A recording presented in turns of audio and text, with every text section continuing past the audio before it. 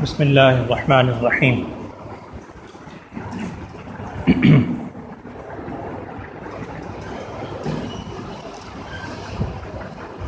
آج آپ نے منزل کے اعتبار سے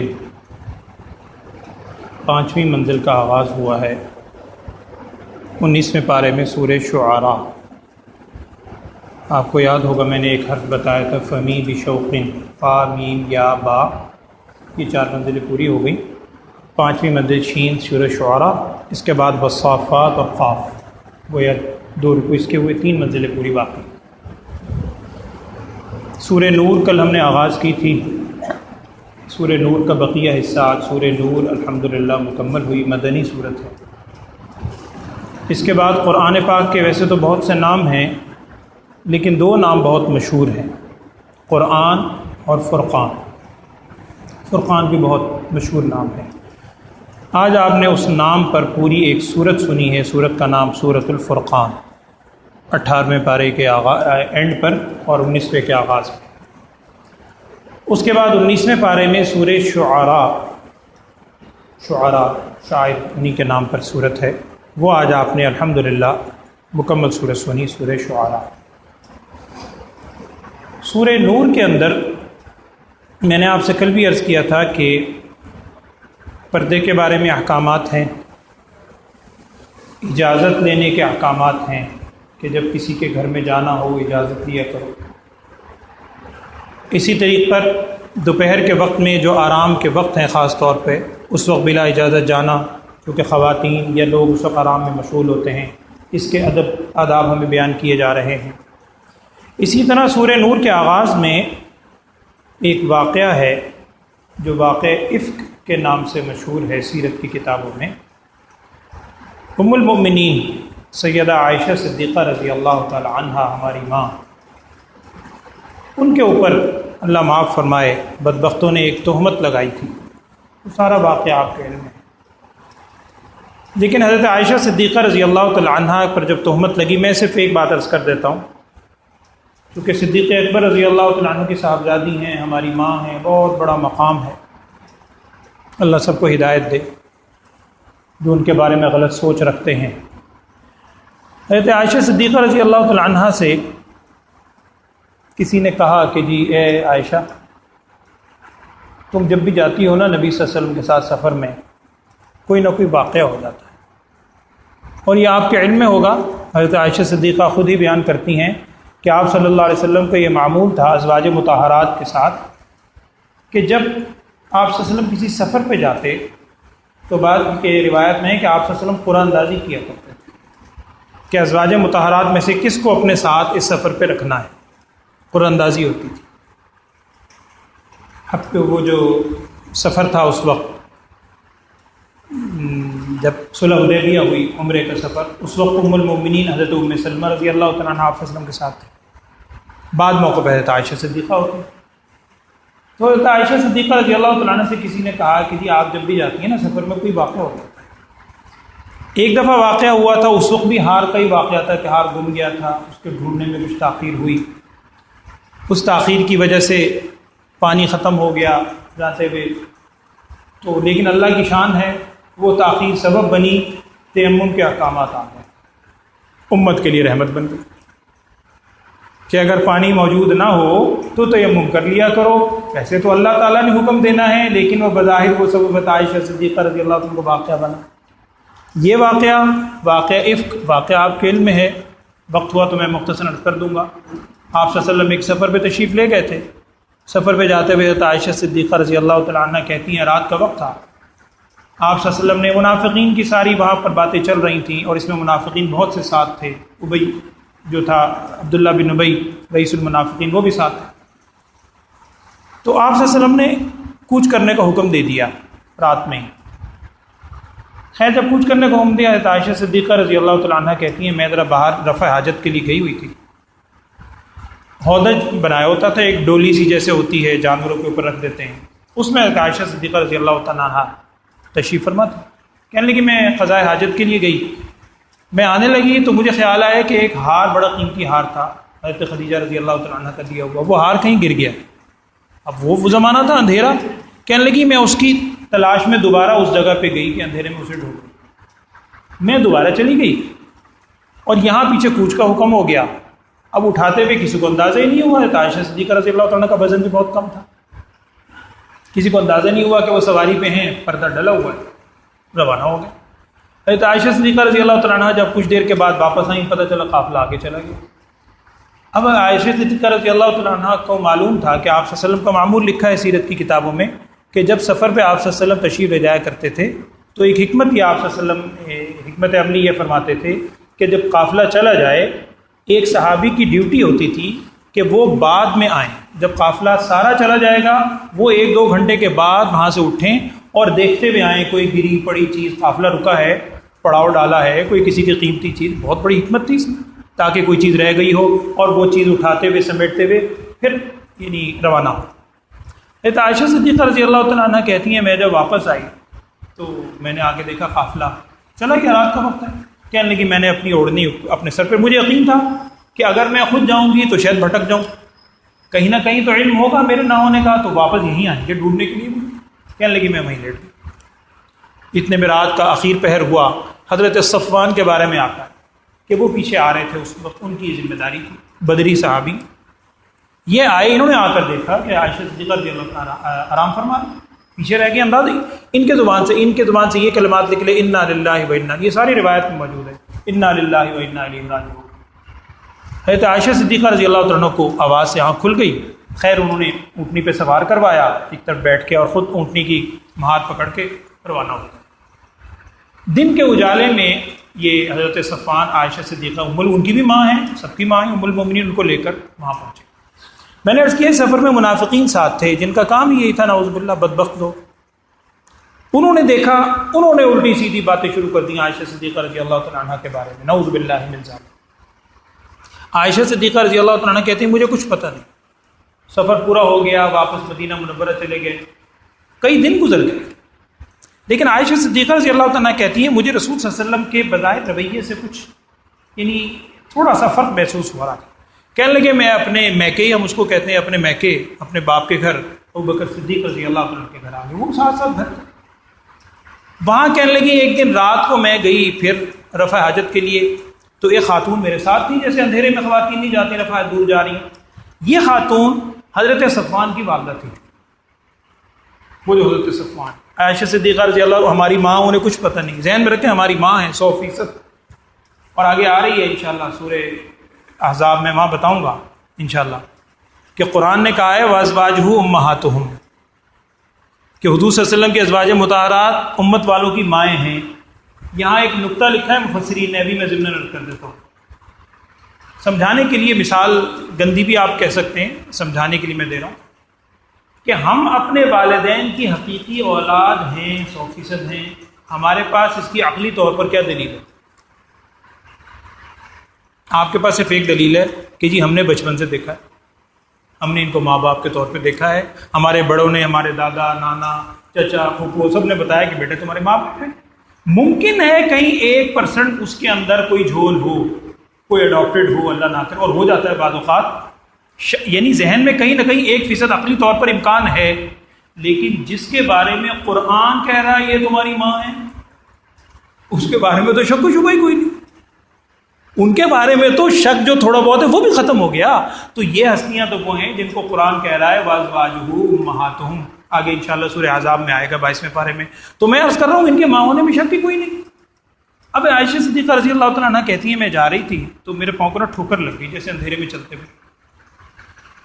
تو جب ٹھوکر لگی نا، وہ ساتھ تھیں والدہ، ان کی زبان سے ایک دم بے ساختہ اپنے بیٹے کے بارے میں برے الفاظ نکلے کہ صفوان کا اللہ تعالیٰ برا کرے. جیسے چونکہ وہ واقعہ سارا سن چکی تھی، بیٹے کے بارے میں ان کو بھی تھا کہ صفوان ساتھ ساتھ تھے. حضرت عائشہ صدیقہ رضی اللہ عنہ نے کہا کہ صفوان کے بارے میں ایسے کیوں کہہ رہی ہے، وہ تو بدری صحابی ہیں، غزوہ بدر میں شریک ہونے والے. انہوں نے کہا کہ تمہیں کچھ پتہ نہیں. عائشہ صدیقہ نے کہا مجھے کیا پتہ. اس پر انہوں نے واقعہ بیان کر دیا کہ وہ تو منافقین نے ایک شور مچا رکھا ہے. اس پہ کہتی ہیں حضرت عائشہ ہماری ماں. سننا بڑا آسان ہے، ہماری ماں پر جو کیفیت گزری ہوگی ہم اس کا اندازہ نہیں کر سکتے. وہ کہتی ہے میں آئی اور میں نے ایک طرف بند ہو کے رونے چھوڑا، روئے جا رہے اور پھر وہ واقعہ آپ سیرت میں خود پڑھیے گا واقعہ تفصیل، میری تو ہمت بھی نہیں وہ بیان کرنے کی جو الفاظ ہیں. بہرحال اب وہ کہ صدیق رضی اللہ عنہ کے پاس گئیں، باپ سے پوچھ رہی ہیں، ماں سے پوچھ رہی ہیں کہ میرے بارے میں خاموش، کوئی کچھ کہہ رہا ہے، کوئی کچھ کہہ رہا ہے. بہرحال مختصر یہ کہ ساری بات ہوئی، کچھ دن گزرے، اللہ جل شانہ کی طرف سے قرآن کی آیات آ 10-12 آیتیں ہیں. حضرت عائشہ صدیقہ رضی اللہ تعالی عنہا فداہ ابی و امی، ان کی برات کے لیے قرآن کی آیتیں آ گئی. سورہ نور کا آپ مطالعہ کریں، دوسرا رکوع پورا اس کے بارے میں ہے. نہ صرف آیتیں اتری، اب ہمارے لیے اس میں خیر کا کیا پہلو نکل آیا کہ اب جو بھی تہمت لگائے گا، بہتان لگائے گا، اس تہمت کی سزا قرآن میں آ گئی. میں نے شاید آپ کو یاد ہوگا سورہ مائدہ میں آپ کو بتلایا تھا کہ حدود، تعزیرات اور قصاص آپ کو یاد ہوگا. وہاں میں نے عرض کیا تو حدود 5 ہیں جن کا ذکر قرآن میں ہے، 2 کا ذکر یہی ہے، زنا کی حد اور تہمت زنا کی حد، وہ بھی یہاں قرآن میں موجود ہے. 80 کوڑے لگائے جائیں گے. اور روایت میں آتا ہے ان میں بعض صحابہ بھی، سیدھے سادھے صحابہ تھے، بھولے بھالے بیچارے، وہ بھی باتوں میں آ کر اس چیز میں شریک ہو گئے، ان کو بھی باقاعدہ سزا کے طور پر کوڑے لگائے گئے. لیکن حضرت عائشہ صدیقہ رضی اللہ عنہ کے بارے میں برات ظاہر ہوئی. کیا شان ہے کہ آج ہر شخص وہ آیات پڑھتا ہے، ان الذین جاؤوا بالافک عصبۃ منکم. آپ پڑھیے سورہ نور 18واں سپارہ، دوسرا رکوع، تقریباً پورا رکوع ان کے بارے میں، اور وہ بہت زبردست الفاظ ہیں، قرآن کے الفاظ ہیں اللہ تعالیٰ کے. ایک تو یہ پڑھیے گا. ایک چیز اور میرے ذہن میں آ رہی تھی، لیکن اس میں معذرت کرنے کی ضرورت نہیں ہے، ہمیں اس کا علم عام طور پر نہیں ہوتا. میں نے 1-2 جگہ بات کیا ہے بڑے حضرات میں بھی، تو ہم ناواقفیت کی وجہ سے اس کا ہم علم نہیں رکھتے. وہ ہے لعان. آپ نے شاید کبھی لفظ سنا ہو، قرآن کے اندر ہے. قرآن سورہ نور کے بالکل آغاز میں آپ خود پڑھیں، سورہ نور کے اندر سارے قرآن بہترین ہیں، سورہ نور کے اندر احکامات ہیں. لعان کا مطلب یہ ہوتا ہے کہ اگر کوئی شخص خدا نخواستہ اپنی بیوی پر برائی کی تہمت لگائے. ایک تو تہمت ہے کسی غیر عورت پر لگائی ہے تہمت، اس کی سزا تو آ گئی قرآن کے اندر، وہ کیا ہے، اس کو 80 کوڑے لگائے جائیں گے، وہ تو آ گیا. لیکن اگر اپنے گھر والی پر تہمت لگاتا ہے نعوذ باللہ، اس کے لیے قرآن نے ایک بالکل الگ صورت بیان کی ہے لعان کی. وہ سارا قرآن کے اندر ہے. والذین یرمون المحصنات والذین یرمون ازواجہم ولم یکن لہم شہداء الا انفسہم فشہادۃ احدہم 4، پھر انہ لمن الصادقین انہ لمن الکاذبین، پھر کاذبین، پھر صادقین. اس کی صورت کیا ہے مختصر میں عرض کر دیتا ہوں، ہمیں معلوم ہونا چاہیے. قرآن نے بیان کی ہوئے حکم، اگر خدا نخواستہ اپنی بیوی پر کوئی غلط چیز کی تہمت لگاتا ہے تو جو شریعت کا اصول ہے، اس شخص سے کہا جائے گا کہ 4 گواہ پیش کرو. تو تہمت تم لگا رہے ہو اتنی سنگین، اور وہ بھی اپنی بیوی پر. اگر وہ گواہ پیش نہ کر سکے، پھر اس سے کہا جاتا ہے کہ تم 4 مرتبہ قسم اٹھاؤ، اللہ کی قسم اٹھاؤ کہ میں جو کہہ رہا ہوں وہ سچ ہے، اور اگر میں جھوٹا ہوں تو مجھ پر اللہ کی لعنت ہو. قرآن کے الفاظ ہے لعنت، لعنت، غضب اللہ، لعنت اللہ، دونوں الفاظ ہیں. بہرحال میں تفصیل آپ کو نہیں بتلا رہا اس نوعیت کے. پھر اس کے بعد ساری تفصیل آپ علماء سے پوچھیں، قرآن میں خود پڑھیں کہ پھر اس میں 4تھی دفعہ قسم اٹھائی جائے گی. اگر وہ قسم نہ اٹھائے اس کو قید کر دیا جائے گا، یہاں تک کہ اگر وہ قسم اٹھا لیتا ہے اس کے بعد ان دونوں کے درمیان علیحدگی ہو جائے گی، اور یہ علیحدگی ایسی ہے کہ اب دوبارہ ان کا نکاح نہیں ہو سکتا. یہ آپ جا کے دیکھیے مسئلہ.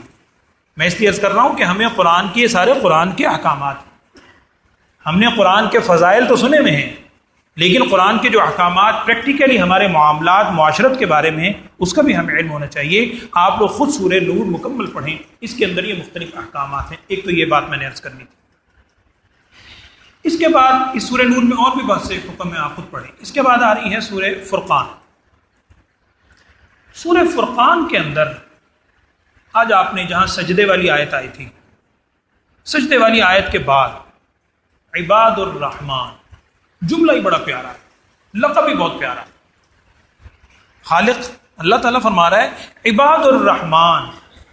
اس لفظ کے اندر ہی پورا نچوڑ ہے، اور آگے تقریباً 12-13 صفات، کوالٹیز بیان ہوئی ہیں. کن کی؟ رحمان کے بندوں کی. رحمان اللہ اور اس کے بندے. ہم اردو میں کہتے ہیں کہ بندے دا پتر بن جا، عام طور پر کہتے ہیں.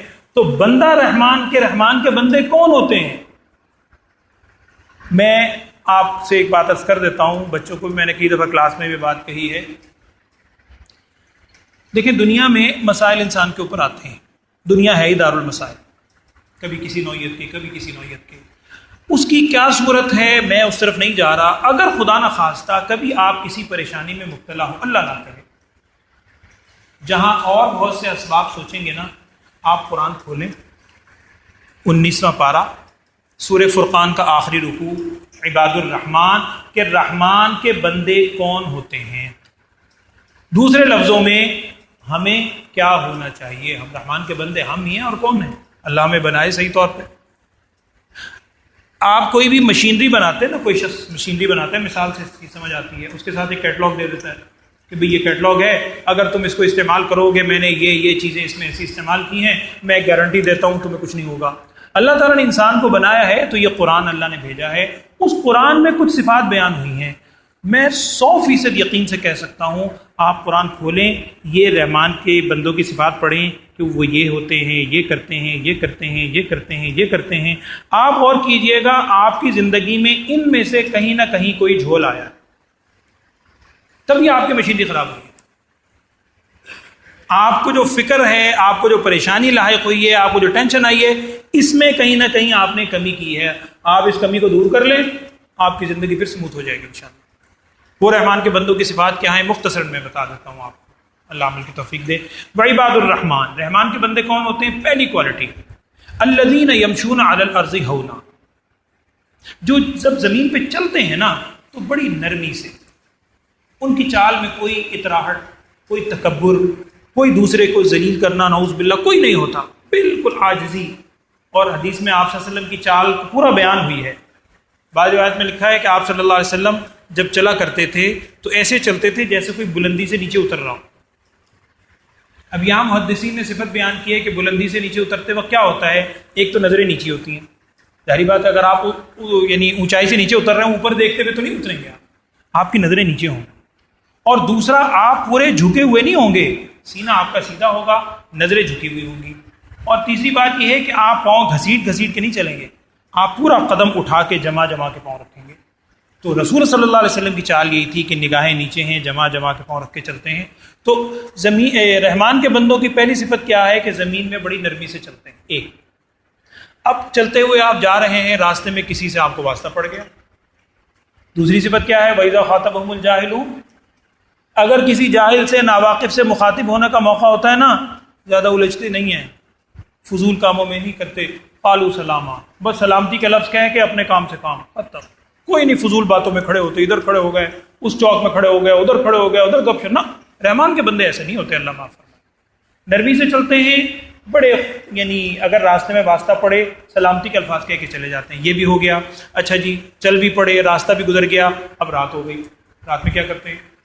والذین یبیتون لربہم سجدا وقیاما، رات کی ان کی کیفیت یہ ہوتی ہے کہ فضول باتوں میں رات خرچ نہیں کرتے، یہ بھی تو رات گزارتے ہیں اللہ کے حضور سجدے کی حالت میں، قیام کی حالت میں، اور سجدہ اور قیام دکھلاوے کے لیے نہیں ہوتا، کیا کہتے ہیں؟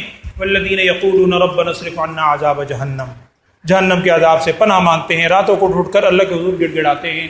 یہ بھی ہو گیا، اب پھر صبح ہو گئی، چلے وہ چھٹی کا دن تھا، ہم کہہ سکتے ہیں سمجھانے کے لیے، اگلے دن آپ نے ورکنگ میں جانا ہے، کچھ خرچ کرنا ہے، بازار جا رہے ہیں، تو والذین اذا انفقوا لم یسرفوا ولم یقتروا، جب خرچ کرنے کی نوبت آتی ہے نہ بہت زیادہ اسراف کرتے ہیں، نہ بہت زیادہ کنجوسی کرتے ہیں، وکان بین ذلک قواما، ان کا کام ان دونوں کے درمیان ہوتا ہے۔ اور کیا ہے؟ اب آگے عقیدہ، لا یدعون مع اللہ الہا آخر، اللہ کے علاوہ کسی کو نہیں پکارتے، ولا یقتلون النفس التي حرم اللہ الا بالحق، ناحق کسی کو ظلم نہیں کرتے، قتل نہیں کرتے، ولا یزنون، زنا بے حیائی اس کے قریب نہیں جاتے۔ آگے جو الفاظ ہیں یہ قرآن پاک میں غالباً اور کہیں نہیں، اور 100% یقین رکھیں یہ اللہ کا کلام ہے، شک کی گنجائش ہی نہیں ہے۔ اللہ تعالیٰ آگے فرما رہے ہیں اس کے 2 آیت کے بعد کہ جو شخص یہ برے عمل کرے گا، ظاہری بات ہے اس کو یلقا ساما، یضاعف لہ العذاب، اس کو عذاب آئے گا اور ہمیشہ رہے گا۔ آگے اللہ تعالیٰ فرما رہے ہیں سوائے ان لوگوں کے الا من تابا وآمن وعمل عملا صالحا، ہاں اگر ان تمام چیزوں کے بعد کوئی شخص توبہ کر لے اعمال صالحہ اختیار کر لے، ایمان کی تجدید کر لے۔ آگے عجیب و غریب الفاظ ہیں قرآن کے، اس کے بارے میں کیا ہے؟ اللہ تعالیٰ فرما رہے ہیں یہی تو لوگ ہیں یبدل اللہ سیئاتہم حسنات، کہ ان کے گناہوں کو اللہ نیکیوں سے تبدیل کر دے گا۔ صرف یہ نہیں کہا گناہ معاف فرما دے گا، اللہ بچائے پنڈ پورا ہمارے سروں پہ گناہوں کا ہے، اللہ تعالیٰ ان گناہوں کو نیکیوں سے تبدیل کر دے گا۔ کب؟ شرط کیا ہے؟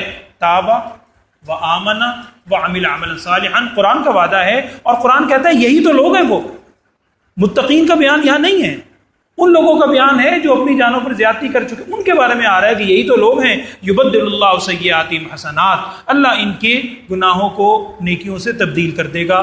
اور اگر کوئی انسان سوچے کہ جی کیسے تبدیل کر دے گا، کیسے ہوگا، گھبراؤ نہیں، وکان اللہ غفورا رحیما، اللہ تو بڑا بخشنے والا ہے، بڑا ہی رحم کرنے والا ہے، اس کے لیے کیا مشکل ہے؟ تو یہ توبہ کی جو گھڑیاں ابھی ہمیں میسر ہیں الحمدللہ، اس میں اگر ہم سچے دل سے اس یقین سے توبہ کریں کہ انشاءاللہ اللہ ہمارے گناہوں کو نیکیوں میں تبدیل فرما دے گا۔ چند صفات اس میں اور میں مکمل کر دیتا ہوں، یہ ہے، پھر آگے اس کے بعد ومن تاب وآمن، پھر ہے والذین لا یشهدون الزور، رحمان کے بندے وہ ہوتے ہیں جو جھوٹی گواہی نہیں دیتے، جھوٹ نہیں بولتے۔ وَإِذَا مَرُّوا بِاللَّغْوِ مَرُّوا كِرَامًا، جب گزرتے ہیں بڑی عزت کے ساتھ، احترام کے ساتھ، چال میں نرمی بھی ہے، عزت بھی ہوتی ہے۔ وَالَّذِينَ إِذَا ذُكِّرُوا بِآيَاتِ رَبِّهِمْ، رحمان کے بندے وہ بھی ہوتے ہیں جب انہیں اللہ کی آیات یاد دلائی جاتی ہیں۔ فرض کریں آج ہم یہ آیات پڑھ رہے ہیں، جب ہم سنتے ہیں تو ان کی کیفیت ایسی نہیں ہوتی کہ لم یخروا علیہا صما وعمیانا، کہ اس پر گر پڑتے ہیں بہرے ہو کر، اندھے ہو کر، کہ جیسے سنا ہی نہیں۔ ہم کہتے ہیں نا سنی انسنی کرنا، اگر سننے کے بعد عمل نہیں ہے تو ایسے ہی ہے جیسے سنا ہی نہیں۔ جیسے باپ بعض اوقات کہتا ہے اولاد کو کہ بیٹا تم بہرے ہو گئے، سنائی نہیں دے رہا، میں تمہیں منع کر رہا ہوں، مطلب بہرا تو نہیں ہے، لیکن اگر عمل نہیں کر رہا تو مطلب یہی ہے۔ تو رحمان کے بندے ایسے نہیں ہوتے کہ جب اللہ کی آیتیں ان کے سامنے پڑھ کے سنائی جاتی ہیں تو اس کو توجہ سے سنتے ہیں اور عمل کرتے ہیں۔ اور اس کے بعد پھر آخر میں یہ ہے کہ والذین یقولون، وہ رحمان کے بندے وہ بھی ہوتے ہیں جو اپنے گھر والوں کے لیے، اپنی اولاد کے لیے یہ دعا مانگتے ہیں، ربنا هب لنا من ازواجنا وذریاتنا قرۃ اعین، ربنا هب لنا من ازواجنا وذریاتنا قرۃ اعین، ہمارے رب ہمیں ہماری ازواج سے، بیویوں سے اور اولاد سے آنکھوں کی ٹھنڈک عطا فرما، کیونکہ اسی اولاد کو المال والبنون زینت الحیات الدنیا یہ بھی کہا ہے، اور اسی اولاد کو فتنہ بھی کہا ہے، قرآن نے کہا ہے انما اموالکم واولادکم فتنہ، یہ بھی قرآن کی آیت ہے۔ تو وہ دعا مانگتے ہیں کہ اللہ اولاد کو اور بیویوں کو ہمارے لیے آنکھوں کی ٹھنڈک عطا فرما۔ اور اس رکوع کی آخری آیت وہ بھی میں بتا دیتا ہوں، یہی رحمان کے جب بندوں کی صفات ہیں، آخر میں اللہ تعالیٰ نے کیا فرمایا؟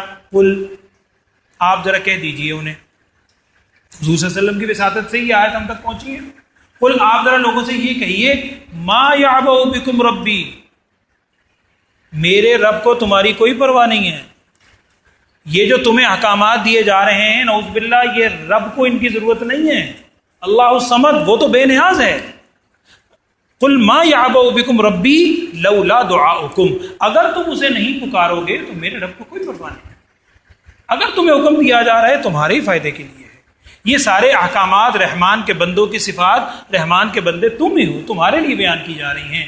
شروع میں نے بات عرض کی کہ اگر کوئی ٹینشن پریشانی ہو آپ ان صفات کو پڑھیے، ان صفات میں خدا نخواستہ اگر کوئی کمی ہے آپ اس کمی کو دور کریں، انشاءاللہ آپ کے مسائل اللہ تعالیٰ پورے کرے گا۔ اللہ تعالیٰ ہم سب کو عمل کی توفیق دے۔ اس کے بعد سورہ شعراء ہے، اس کی ایک دو باتیں انشاءاللہ کل میں عرض کروں گا، ویسے سورہ شعراء مکمل ہو گئی ہے لیکن اس کی جو ایک دو بات کل انشاءاللہ ہم پڑھیں گے۔ اللہ عمل کی توفیق دے۔ الحمدللہ رب العالمین، اللہم صلی علی سیدنا و مولانا محمد وعلی آل سیدنا و مولانا محمد وبارک وسلم ثم صلی علیہ۔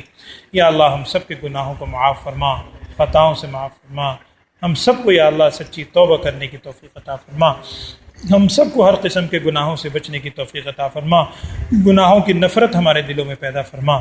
جتنے لوگ بیمار ہیں تو جانتا ہے، تمام بیماروں کو صحت عافیت والی زندگی عطا فرما، تمام پریشان لوگوں کی پریشانیوں کو دور فرما، ہر عمل میں رسول اللہ صلی اللہ علیہ وسلم کی ہمیں اتباع نصیب فرما۔ یا اللہ آج جو رحمان کے بندوں کی صفات ہم نے تیرے ہی کلام کے اندر سنی ہیں، یا اللہ ہمیں اس کی سمجھ عطا فرما، اور خصوصاً ہم سب کو ان تمام باتوں پر عمل کرنے کی توفیق عطا فرما۔ وصلی اللہ تعالی علی خیر خلقہ سیدنا و مولانا محمد وعلی آلہ وصحبہ اجمعین، آمین برحمتک یا ارحم الراحمین۔